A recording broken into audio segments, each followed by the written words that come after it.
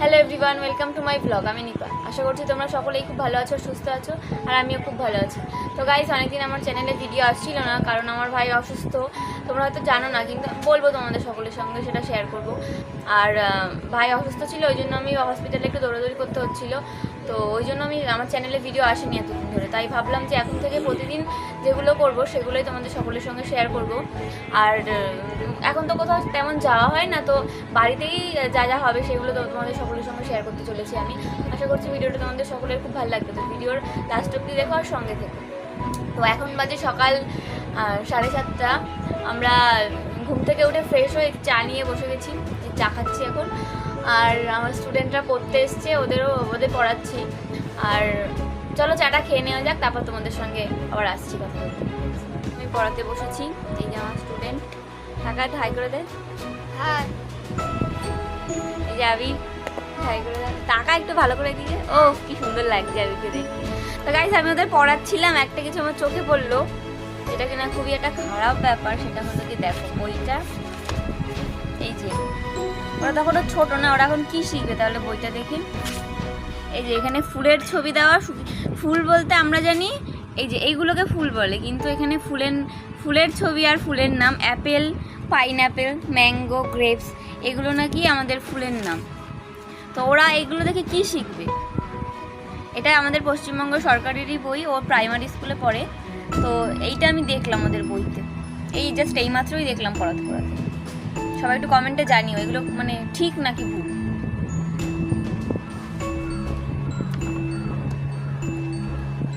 Guys, আমি ওদের ছুটি দিয়ে দিয়েছি পড়া থেকে।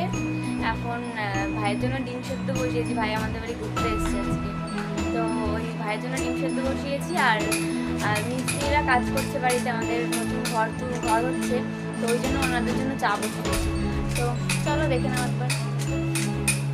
তো এই যে আমার চা রেডি, এখন ওনাদের খেতে দেবো।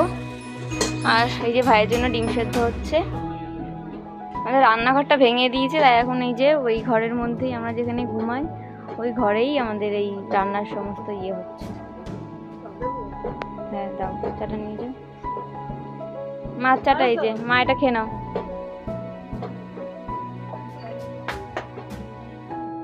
গাইস, এই যে ভাইকে খেতে দিয়ে দিয়েছি। এটা ভাইয়ের জল, ও ফোটানো জল খাই, তো মানে কেনা জল খাই। তো আমাদের বাড়িতে এসছে, আমাদের বাড়িতে এমনি জলটা ফুটিয়ে দিয়েছি। খেতে বসেছে।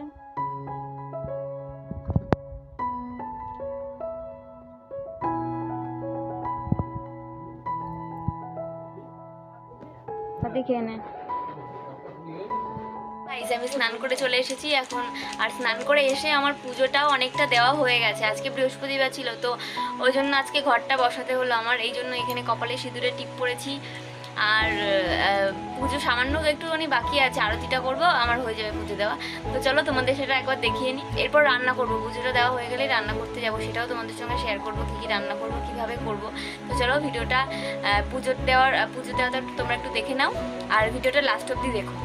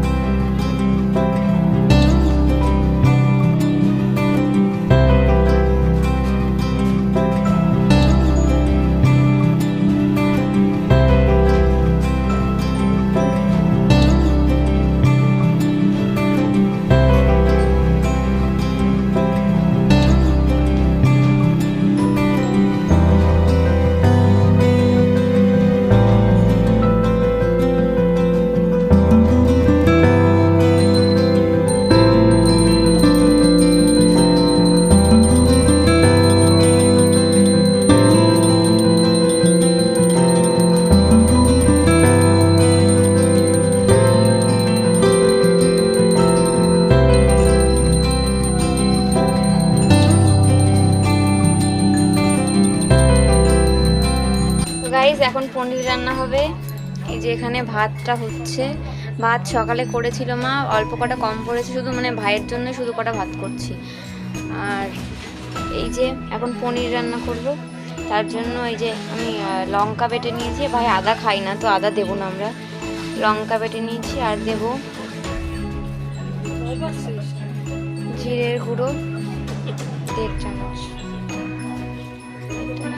হ্যাঁ লঙ্কা বেশি দিইনি। এটা ধনের গুঁড়ো দেবো এখানে সামান্য 1 চামচ। আর এখানে আমি সামান্য পরিমাণে হলুদ দেব। আর এর মধ্যে দেব সামান্য তেল।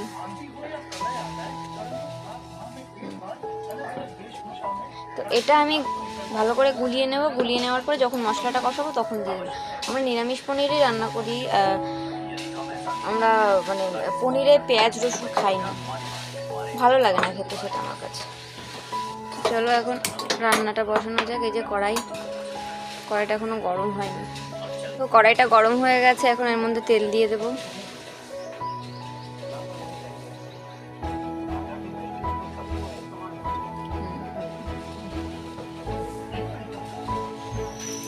তেল গরম হয়ে গেছে, এখন পনিরটা দিয়ে দেবো এর মধ্যে। গুঁড়ো গুঁড়ো হয়ে গেছে।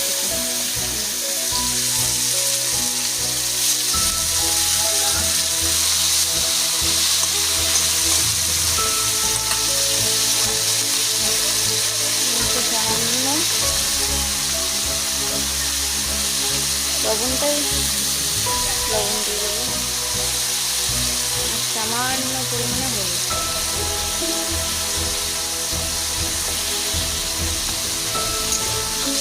আস্তে আস্তে নাড়াতে হবে।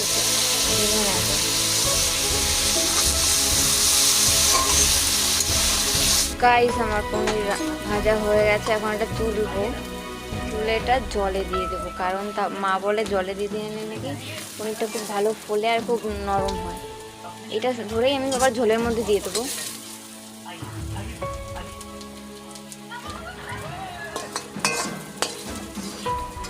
পনিরটা পুরো তুলবো, তুলে জলের মধ্যেই দিয়ে দেবো। আর এটা ভালো ফুলে যাবে আর নরম থাকবে, খেতে শুনে ভালো হয়।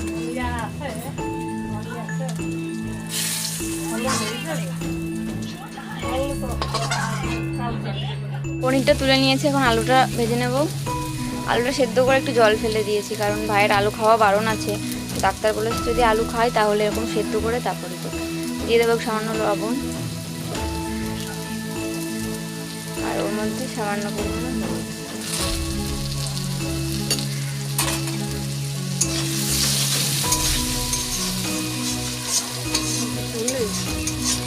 জল দিতে।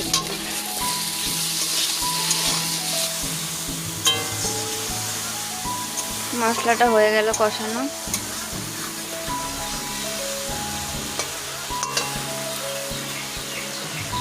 কষানো হয়ে গেছে, এখন যে বাটিতে আমি মশলাটা গুলেছিলাম সেই বাটিটা ধুয়ে এখন জলটা দিয়ে দেবো।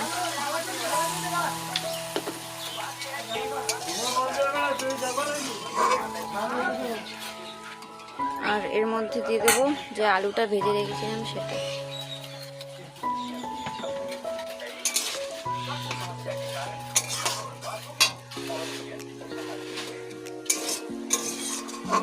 আর তার সঙ্গে দেব আমি যে পনিরটা ভেজে জলের মধ্যে ভিজিয়ে রেখেছিলাম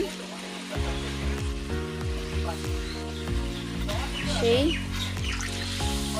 পনিরটাও দিয়ে দেবো সাথে। তো এখন এটার মতো একে নিজের মতো হতে দিতে হবে। তো এই যে আমার পনিরের তরকারি রেডি। এখন এই বাসনগুলো ধুয়ে ফেলবো, বা এগুলো ধোয়া হয়ে গেলে তারপর ভাইকে স্নান করা যায়। তো গাইস ভাইকে ওখানে খেতে দিয়ে দিয়েছি, ভাই আর দাদা খাচ্ছে, টিভি দেখছে আর খাচ্ছে। আর আর এই যে আমাদের বাড়ি এখন কমপ্লিট হয়নি, এখন এই যে হচ্ছে, সবে পিলার হয়েছে আর এই ভিত অব্দি গাঁথা হয়ে গেছে। ওই যে মা কলে। বাড়ির অবস্থা এখন খুব খারাপ। এই জায়গাটা রান্নাঘর ছিল, তো রান্নাঘরটা এখন পুরো ভেঙে নতুন করে আবার এই ঘরটা হবে। তো রান্নাঘরের জিনিস, এখানে মেজদার ঘর ছিল, মেজদার ঘরের জিনিস সব এখন মানে এই ঘরের মধ্যে। তো তাই জন্য মানে প্রচুর অসুবিধা হচ্ছে আমাদের এখন। ঘরটা কমপ্লিট হয়ে গেলে তখন তোমাদের আবার দেখাবো। আর ঘরটা কমপ্লিট না হলে আমাদেরও মানে বাড়িতে খুব অসুবিধা হচ্ছে, কারণ একটা ঘরের মধ্যে বাড়িতে আমাদের অনেক লোক, তো এই ছোট একটা ঘরের মধ্যে সবাই মিলে এখন থাকতে হচ্ছে, মানে খুব অগোছালো ঘরের অবস্থা। তো গাইস বদ্দা হাট করতে গেছিলো, এখন বলছে সন্ধ্যা 7টা, আর হাটের থেকে চলে এসছে। এই যে কি এনেছে, শাক এনেছে এইটা, আর এই যে পুঁই শাক এনেছে, এখানে পুঁই শাক এনেছে। আর আসবে না, এই যাবার না, খালি গায়ে দিলে কি হয়।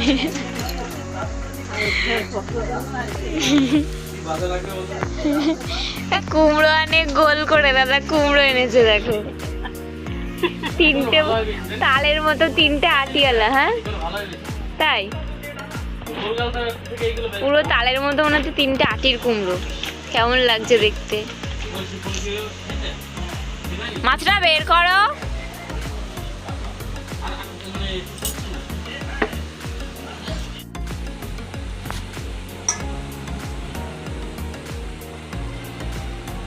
যে মাছ এনেছে, মাছ রাত্রে রান্না হবে, আর পনির আছে দুপুরের। আর কি হবে, আর কি হবে মা?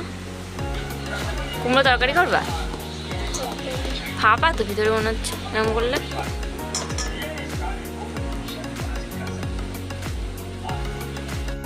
এখন মা রান্না করবে, আর আমি এখন বই পড়তে বসেছি। এই যে বই, এখন বই পড়বো বসে, আর ওই জন্য ভিডিওটা কন্টিনিউ করতে পারছি না। যদি ভিডিওটা ভালো লাগে তাহলে লাইক কমেন্ট ও শেয়ার করতে ভুলো না। আর যারা যারা চ্যানেলটা নতুন আছো তারা অবশ্যই চ্যানেলটিকে সাবস্ক্রাইব করে দিও এবং পাশে থাকা বেল আইকনটি ক্লিক করে দিও।